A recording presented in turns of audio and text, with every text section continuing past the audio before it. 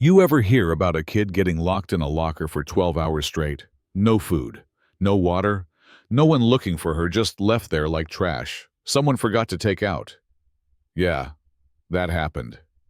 But what they didn't know, what they never saw coming, was that the girl they thought was weak, she could break bones with her pinky.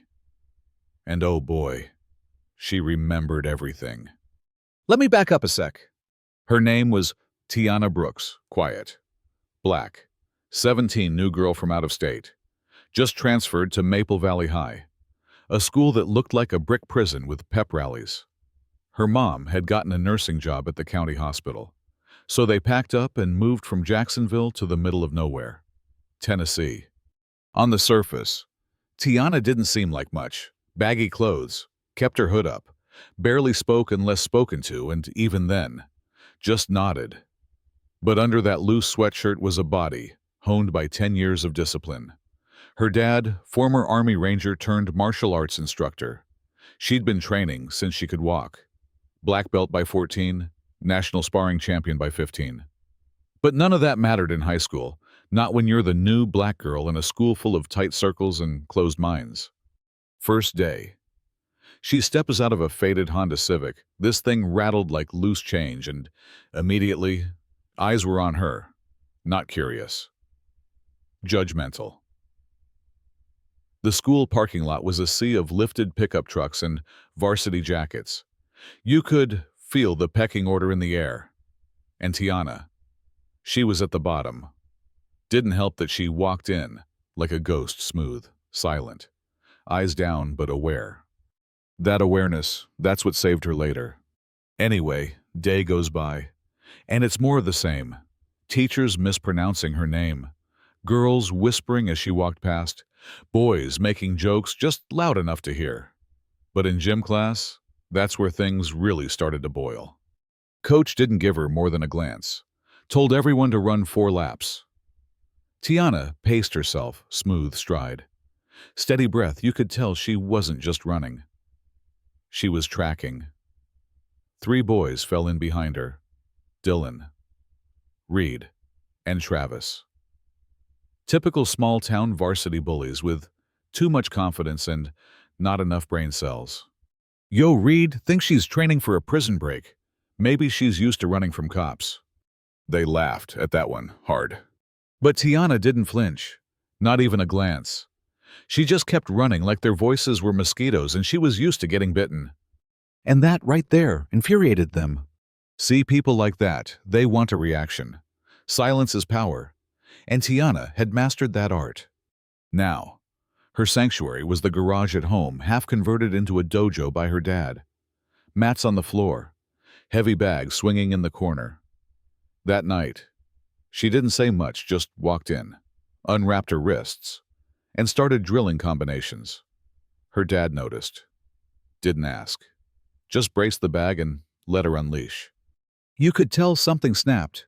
Not emotionally, strategically. Her strikes were surgical, focused. She wasn't angry, she was calculating. And then came the setup.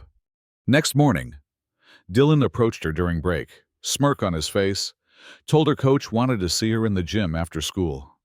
Said it was for extra credit because of some missed volleyball drills. Tiana knew something was off. Coach Martinez never did makeup drills, hell.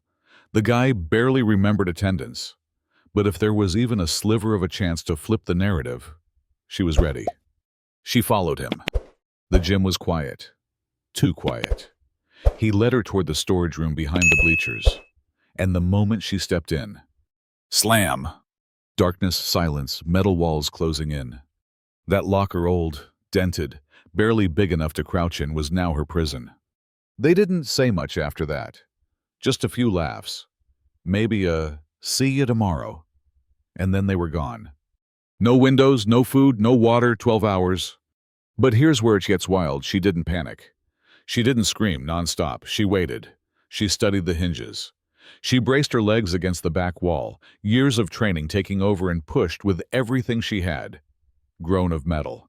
Ping of strain. Then, snap. The lock didn't break, but it loosened. Enough for air. Enough for hope.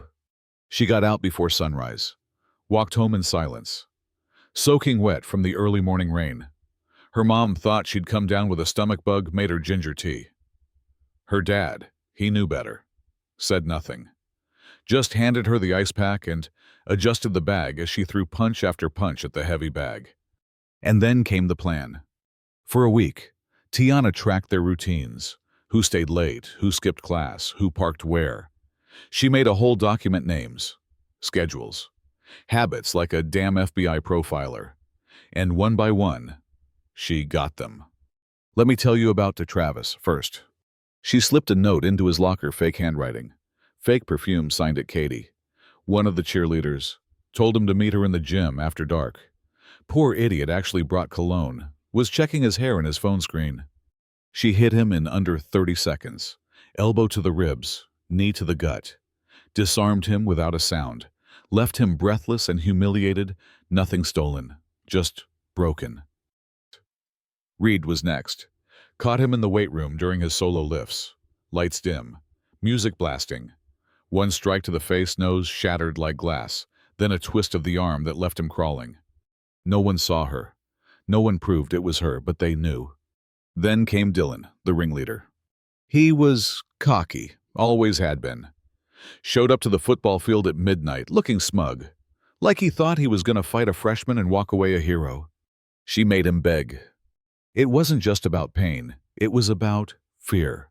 The way she circled him, the way she disappeared into the fog and then reappeared behind him, silent as a shadow. She swept his legs, cracked his ribs, then whispered, "That's for the locker," and disappeared. By the time morning hit, the whole school was buzzing, rumors flying, videos circulating.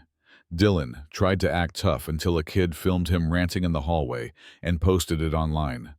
That thing blew up.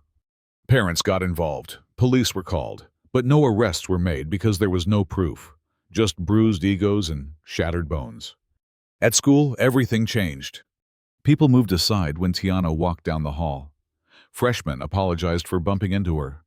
Teachers started calling her by the right name. Even the bullies' parents came to scream at the principal, claiming gang activity.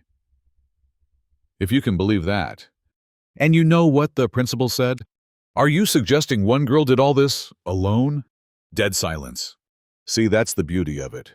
Tiana didn't need backup. She was the backup. Weeks passed. Dylan, Reed, and Travis were suspended.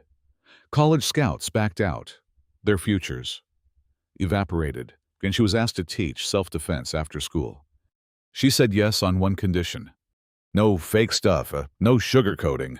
If they're going to learn, they learn for real. And so they did. One Saturday a month, she'd demonstrate live takedowns in the gym, sharp, clean, efficient. She didn't brag. She didn't smile. She taught. Not just how to hit, but when not to.